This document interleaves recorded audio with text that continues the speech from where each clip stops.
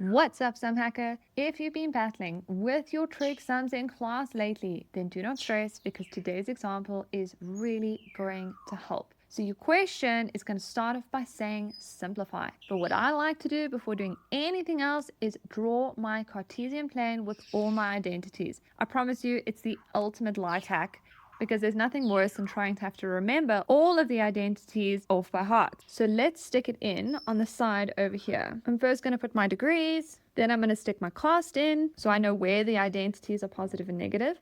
And then what I'm going to do is add in the rest of my identities. So in quadrant 1, you have theta. In quadrant 2, you are going to have 180 degrees minus theta. In the next quadrant, you're going to have 180 degrees plus theta. And in the last one, you're going to have 360 degrees minus theta. You are also going to have negative theta in this last quadrant as well. So these are good to know and remember. Now, figuring out where our identities are positive and negative, it's going to be so much easier. So let's get cracking with sine 180 degrees minus a. So 180 degrees minus a, that is in this quadrant. Do not get confused about if your question says a or alpha or beta. It can say absolutely anything. Ultimately, it's just 180 degrees minus an angle, okay? Anyway, so we are in this quadrant over here. So is sine positive or negative here? It is positive, so let's write it down. Sine A times cos of negative a. Now we are working in this quadrant. Is cos positive or negative here? It is positive, so let's write it down.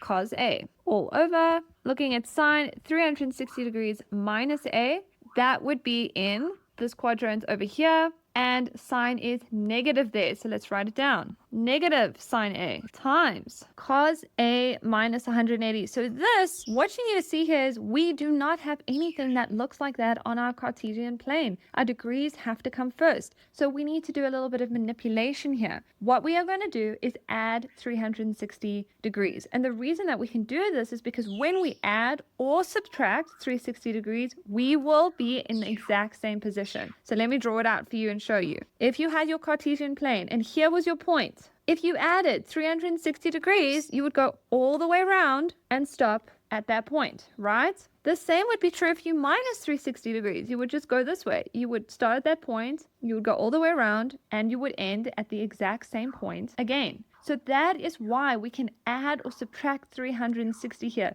But we're not just adding and subtracting. We need to make sure that we are finding something that's actually going to give us something that we can see on our Cartesian plane. So if you stick this on your calculator, negative 180 degrees plus 360 degrees, you will then get positive 180 degrees. Okay, and we do have a positive 180 degrees over here. So that's going to be really, really helpful. But if we were to minus 360 degrees, we would not get anything on our Cartesian plane. Let me show you quickly. Minus 180 degrees minus 360. Do you see that that will give us minus 540 degrees, which is not helpful because this is nowhere on our Cartesian plane. So now do you see why we are adding 360? We need to use this as a tool to help us find what is actually on our Cartesian plane. So your sum is going to look like this, times cos A minus 180 degrees plus 360 degrees. So we'll have sine A times cos A over negative sine A times cos. You can just write your A down and in your calculator plug in minus 180 degrees plus 360 degrees. You should get plus 180 degrees, so write it down. Close your bracket. Now,